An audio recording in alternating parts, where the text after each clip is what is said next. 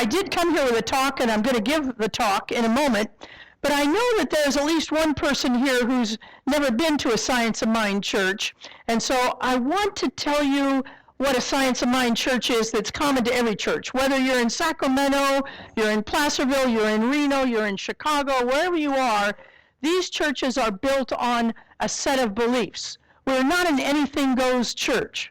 We're a church that has a number of beliefs that were written by our founder, Ernest Holmes, and I've boiled those beliefs down to 4.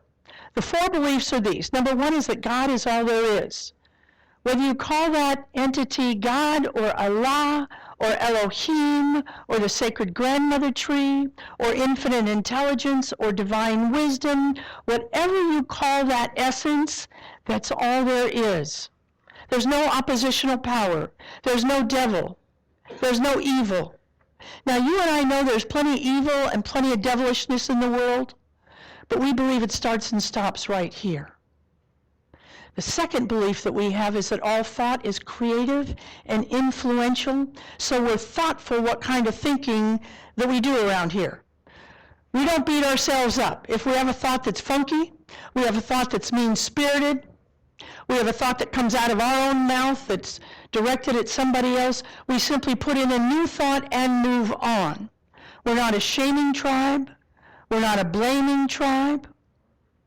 We believe that children know an awful lot of stuff. And I have a story about a young boy. He was going to visit his grandfather. His name is Rogelio. And Rogelio was going to visit his grandfather because his parents needed a break. You know, many of you have been parents, and you know that time you need a break. And so they talked Rogelio's grandfather into taking him for the weekend, but he hadn't had a small child for a long time, and what am I going to do with this kid for the weekend? So he went down to the toy store and he bought a plastic ball and a plastic bat, and he thought, well, I'll just send him out in the backyard and let him play. And so he did. The kid came over and he got bored, and so he said, honey, why don't you go out into the backyard and play with your new ball and your new bat? And Rogelio said, okay, Papi.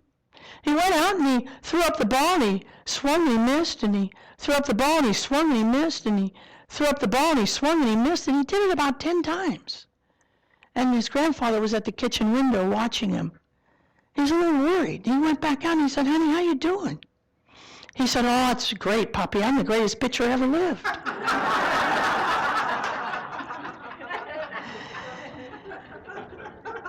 When we don't have a good thought, we just put a good thought in and we move on. The third belief that we have is that everything in our experience is either a call for love or an expression of love, no exceptions. None, zip. And that's hard. But I'm telling you, we could transform the foothills if everybody in this room, including myself, could get this at a deep enough level.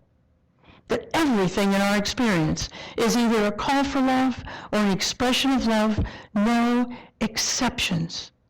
Because we know that sometimes calls come ugly, and sometimes calls for love come clumsy, but if we can return love to them, we can transform that whole situation. The last belief that we have, that we hold on to, of these 4, with all of our heart, all of our mind, and all of our soul, is that you are whole, perfect, and complete, just as you are right this second. At your essence, you are whole, perfect, and complete. I'm going to talk about a little bit more about that in my talk. But that's the kind of church we're in. We're in a church that has ideals. We have beliefs. We try and teach ourselves about the beliefs. We go to these classes. Don't just come here on Sundays. Get enrolled in these classes so we can take these teachings to a deeper level. A deeper level so you can be smarter. No, I don't care if you're smarter or not, but because you can be happier with these beliefs.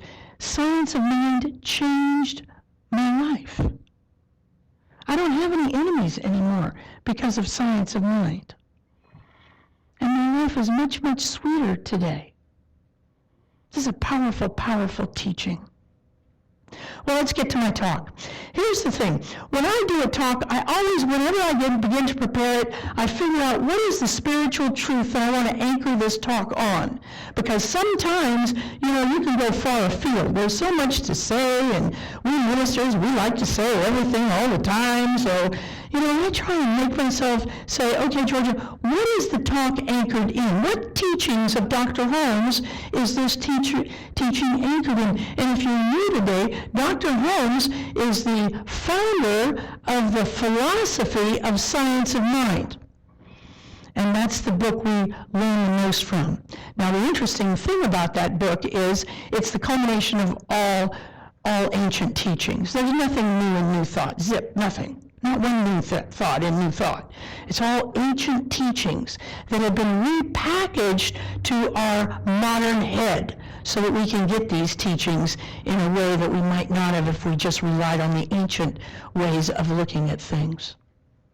Well, the spiritual truth that I'm anchoring this particular talk on is the one that says a changed condition can only happen to a changed individual. A changed condition can only happen to a changed individual. Now, Mountainside and your sister church in Sacramento, and about 80% of all of the Science of Mind churches, what we call our Sunday services? We call them celebration services. I like that. I like you do it. I like we do it. I like 80% of the movement does it. But I think we'd be more accurate if we called them Change Me services, because that's what we are. I want people to wake up in the morning and say, I want to go to the Change Me service over at the town hall in Mountainside. I want to go there to begin to have a new life in our life. See, I believe the greatest act of worship, I believe the greatest glory we can give God is to change our thinking and change our life so that we can come here to be who we were sent here to be, which is representations of the presence of God on the planet. The psalmist said, didn't the psalmist say that we needed to be God? Do you not know your gods? Now, we know we're not all of God. We know that. We can't even wrap our head around how big God is. But we know God is all of us.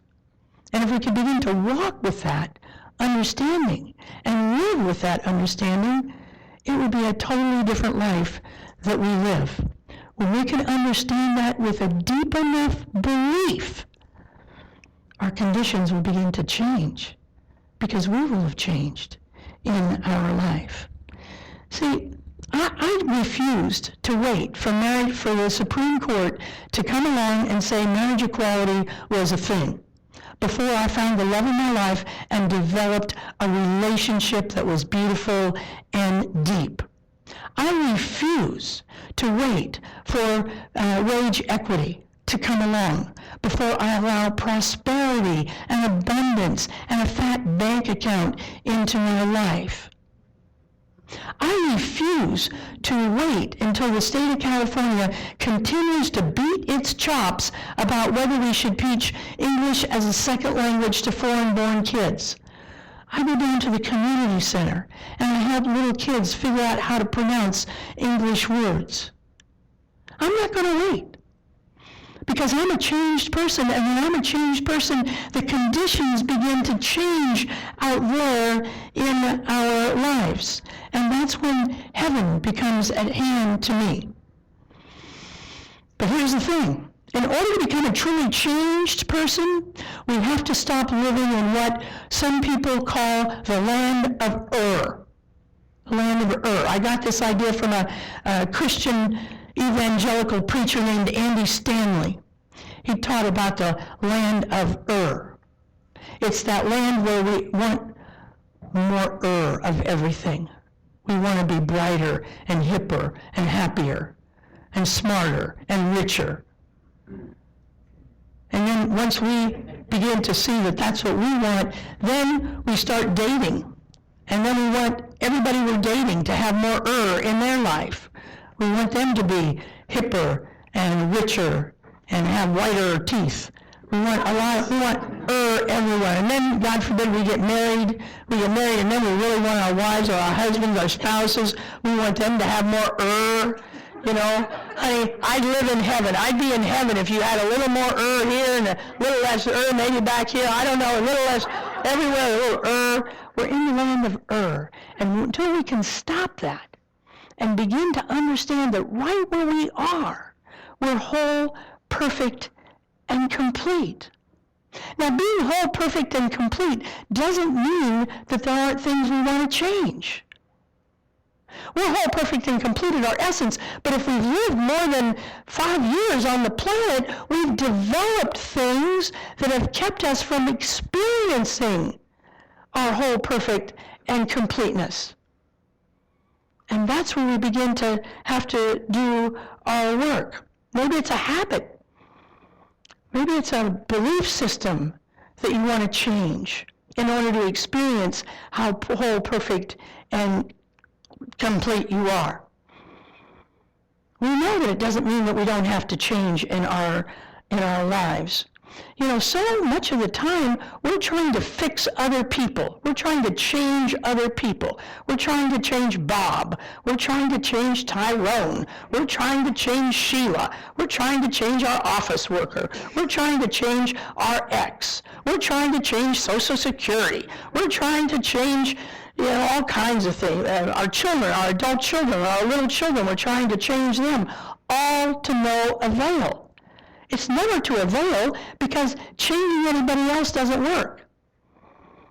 A changed condition can only happen to a changed individual.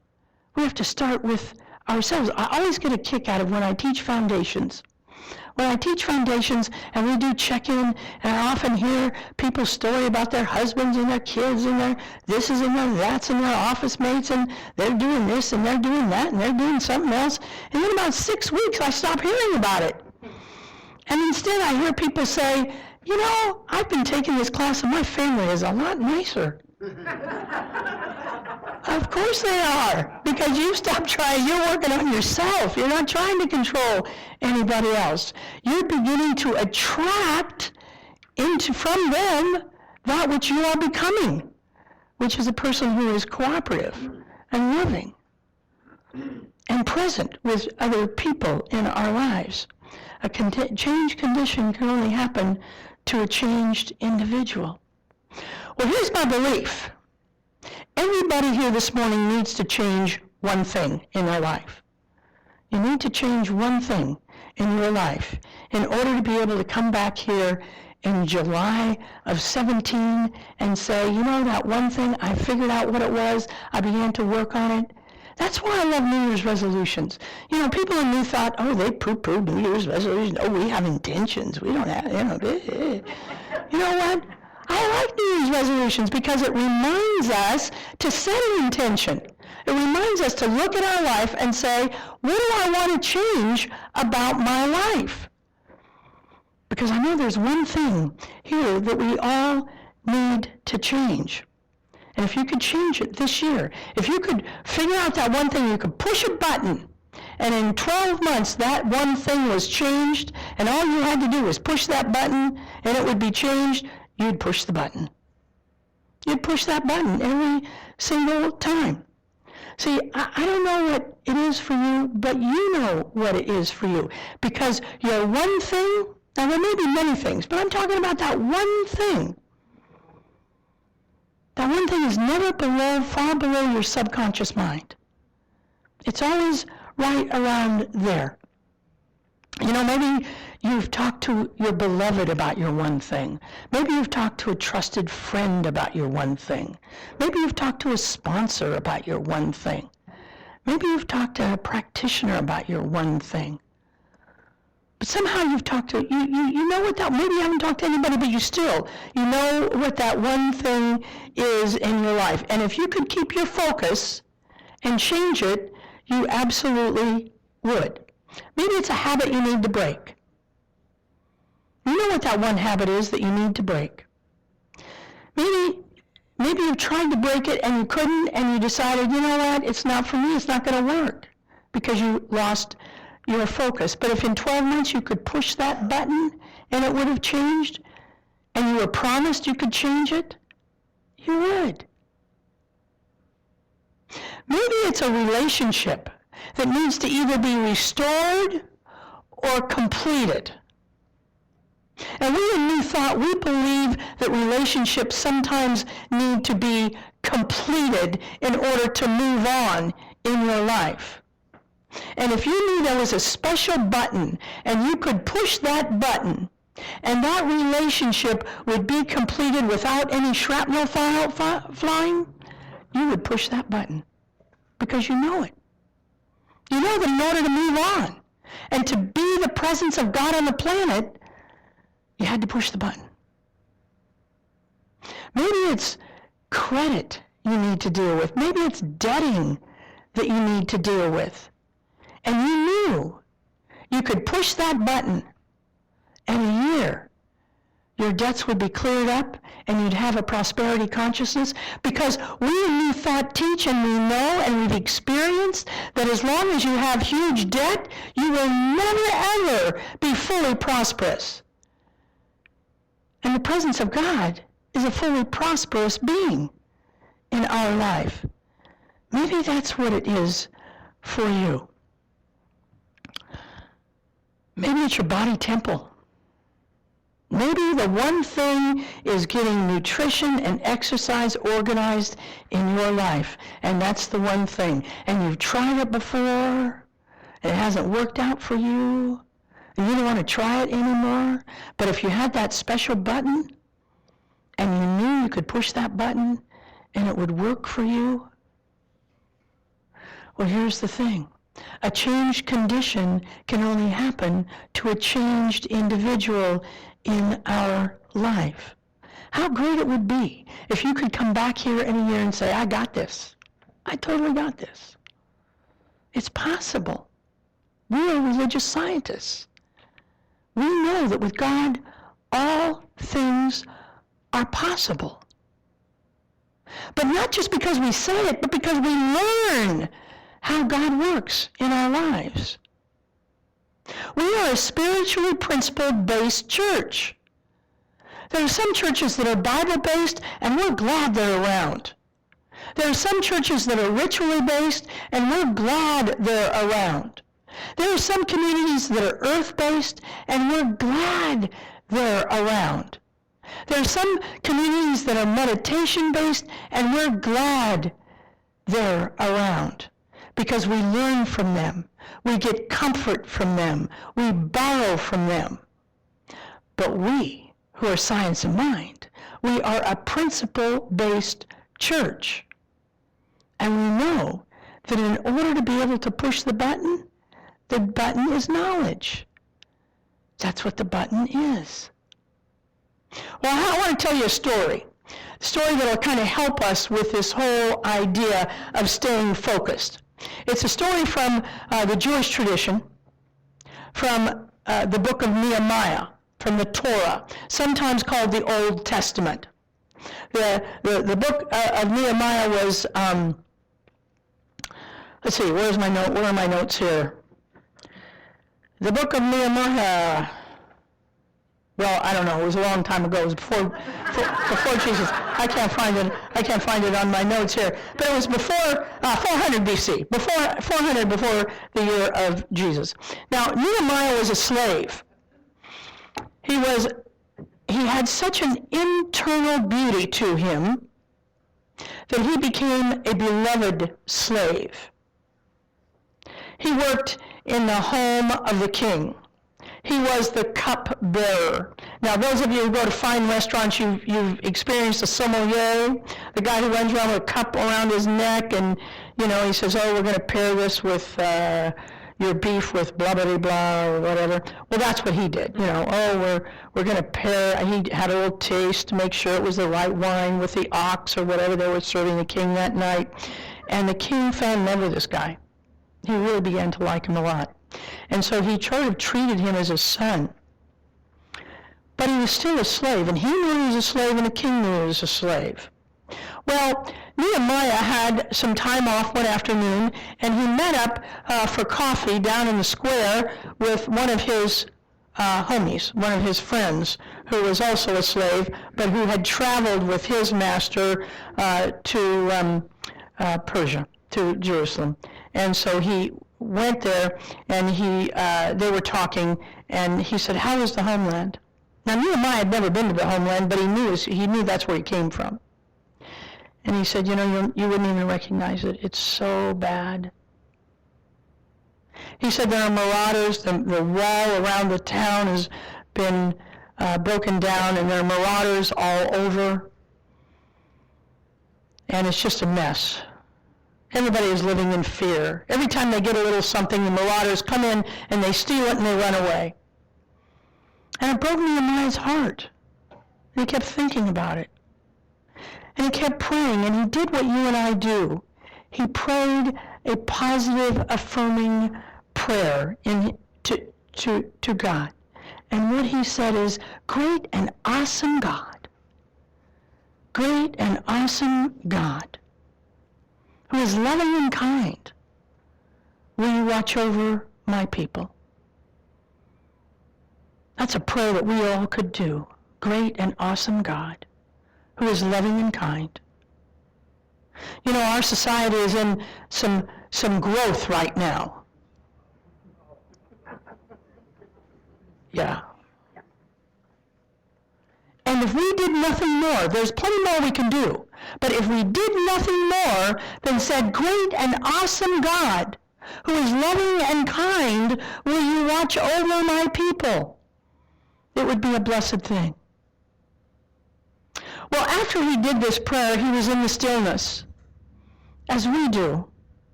And in the stillness, it came to him that he needed to go there. And so he went to the king, and he said, "You know, King, this is what's happening in my homeland. I need to go there. May I go there?" And the king said, "Not only can you go there, but I'm going to make you the governor of the area, so you have some teeth. I'm going to give you supplies to be able to rebuild the area. Now, you know you're a slave, so you have to come back. I'm not giving you your freedom." You know, slaves didn't get sabbaticals there, you know. So they went and they came back. And so he goes. First thing he does is he begins to look around and see what is the one thing he needs to do. He sees there's plenty to do. There's leaders to be developed. There's an infrastructure to be made. But the one thing he determines he has to do is to build a wall. But he takes a moment to look at his situation. That's the teaching part of the story. We need to take a moment when you leave here today. Go home and sit at your kitchen table this evening and say, "I'm going to look at my life. What is the one thing? Plenty of things to do, but what is the one thing that I want to focus on that's going to bring me the most happiness?" And so he saw that it was the wall. The wall needed to be built. And so he got the people together, and he did what you and I need to do. He cast a vision. He cast a vision of what life could be like if they had a wall and the marauders just didn't come in all the time. Because here's what happened to them, and here's what happens to you and I. When we live with our one thing long enough, it becomes normal. That's how life is. I'm just going to be this weight. I'm just going to be this in debt. I'm just going to have to work at this job. I'm going to have to be in this relationship. Just how life is. You and I are religious scientists. It doesn't have to be that way. And that's what he told them. It doesn't have to be this way. He said, we can build a wall, start there, build a wall, make that our one thing, and get that taken care of. And so he convinced about 100 guys to help him. And they went about restoring the wall. But the marauders, they were out there, and they were saying, who do these people think they are? And so they began to attack. And Nehemiah knew that he had to stay focused, but he took 50 guys and put them out there to protect. And they did. And they began to drive back the marauders. Well, the marauders said, well, this isn't working, so we've got to have a different way. We've got to be able to get to Nehemiah. He's got to be worth something. We've got to be able to tell him that there's something we can do. He's got to have a price. Everybody has a price. And so they sent a person in. First they sent a person in to spy on him and to tell a lot of lies to the people in the community. That happens. You know, when I decided to really get serious about losing some weight because I have serious arthritis, you know, people started telling all manner of lies about me. And I had to just say, okay, well, you know, all right. And I had to keep my focus on what I was doing. And that's what Nehemiah was telling the people. We got to keep our focus on what's going on. Well, they kept sending people, and they always send a guy over there, and Nehemiah would be up on a ladder, and they would send a note and say, Nehemiah, let's have lunch. I want to talk to you about something. Let's have lunch. And here's the whole point of the story. The whole point, really, as far as I'm concerned, of the book of Nehemiah. Nehemiah looked down from his ladder, and the guy had the envelope up there with the invitation to lunch, and he said, I'm doing a great work, and I cannot come down. And every time they'd send somebody up there asking them to come to lunch, or trying to bribe him, or trying to give him some information, Nehemiah would say this one phrase, I am doing a great work, and I cannot come down. Say that with me. I am doing a great work, and I cannot come down. Say it with me again. I am doing a great work, and I cannot come down. We need to remember that phrase. We need to remember that phrase.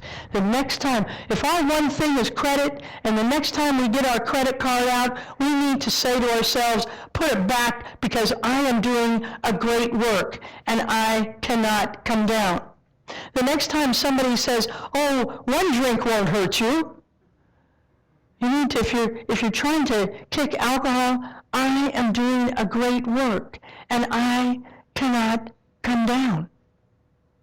The next time you feel rebuffed by someone you're trying to forgive, you remember, I am doing a great work, and I cannot come down.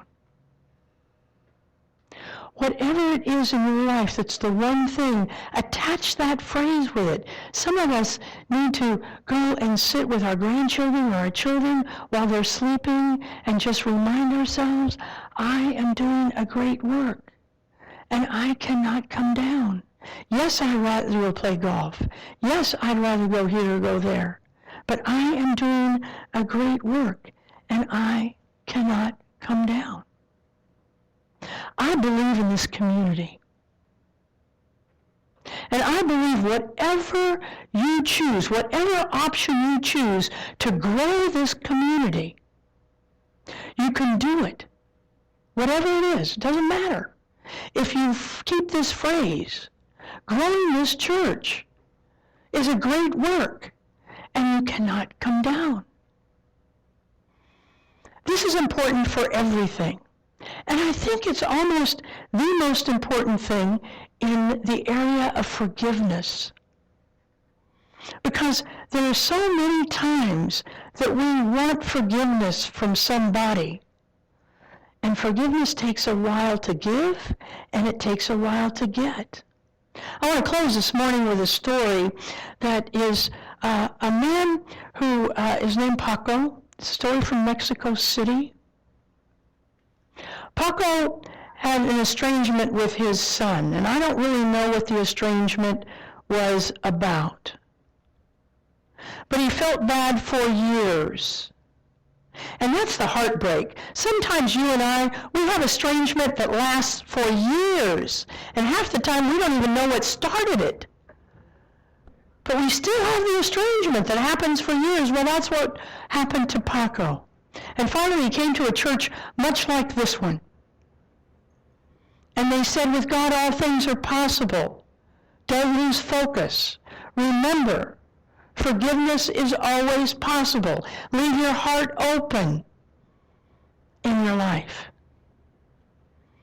Well, Paco decides that he's going to put an ad in the paper, in the Mexico City paper, and he does. And he says, his name wasn't Paco, his son's name was Paco. And he put an ad in the paper and he said, Paco, please forgive me. I am so sorry. I want to see you. Will you meet me in the square? In the square, if you ever been to Mexico City, they have big squares in where people go. Will you meet me in the square in such and such an area on Sunday morning at 10 o'clock? He went to the square at 10 o'clock on Sunday morning, and there were over 50 Pacos. There were over 50 Pacos.